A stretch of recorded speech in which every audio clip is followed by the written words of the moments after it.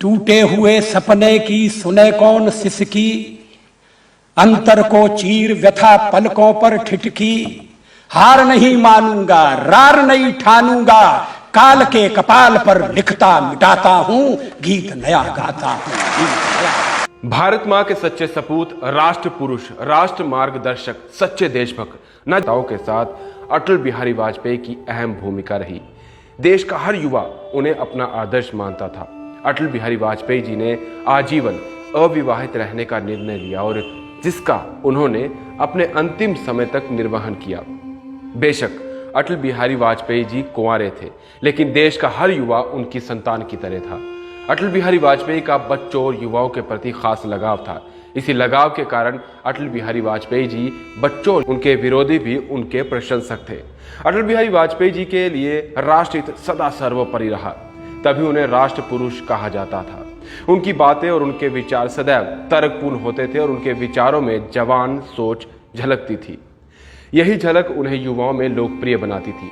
वो जब भी संसद में अपनी बात रखते थे, तब विपक्ष भी उनकी तर्कपूर्ण वाणी के आगे कुछ नहीं बोल पाता था। अपनी कविताओं के जरिए अटल जी हमेशा सामाजिक बुराइयों पर प्रहार करते रहे। उनकी कविताएं उनके प्रशंसकों को हमेशा सही रास्ते पर चलाने के लिए प्रेरित करती रहेंगी। टूटे हुए सपने की सुने कौन सिसकी, अंतर को चीर व्यथा पलकों पर ठिठकी।